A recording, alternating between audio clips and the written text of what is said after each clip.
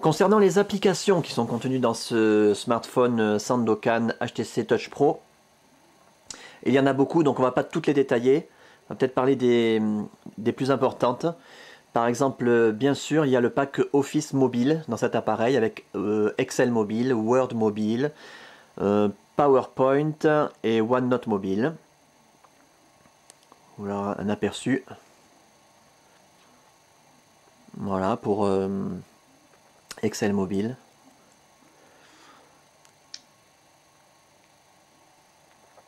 Quoi d'autre? On va peut-être prendre le stylet.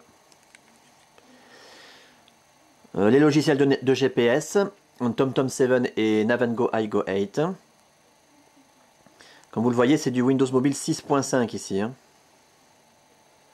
Très très fluide. Il y a des jeux, on va en reparler tout à l'heure.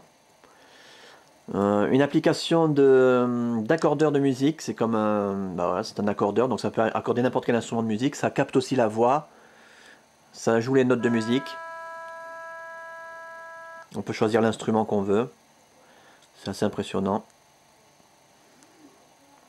G-Alarm, un logiciel indispensable d'alarme, de réveil, entièrement paramétrable, personnalisable, configurable, qui permet même de se réveiller avec une horloge parlante si on veut.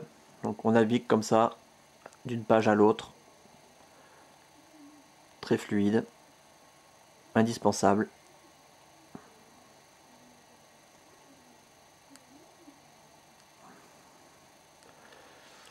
Core Player, on en a parlé. Photo.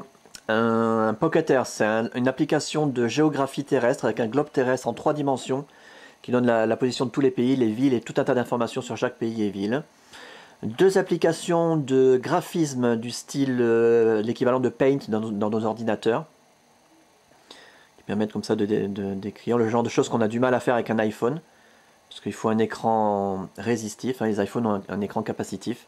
Ils n'ont pas la précision qu'on peut avoir avec un stylet.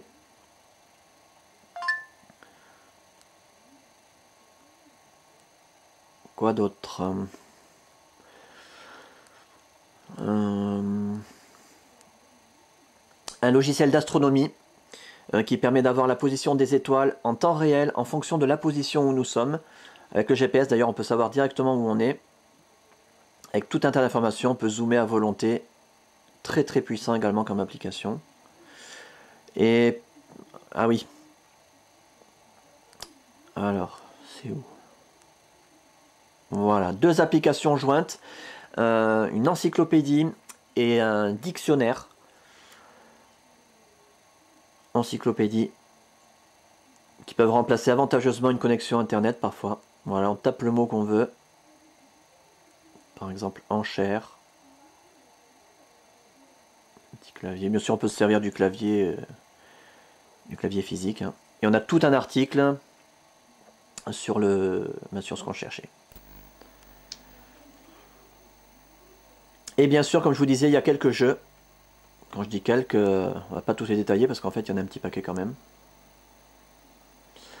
Bubble Breaker. Teeter, c'est le jeu qui permet d'utiliser l'accéléromètre de l'appareil. Un jeu de solitaire, un jeu de casino complet, poker, blackjack, roulette, etc. Caver, c'est un jeu aussi qui utilise l'accéléromètre pour se déplacer dans une caverne. Le jeu de belote à la française, super. Qui permet vraiment de jouer à la belote comme si on y était, quoi.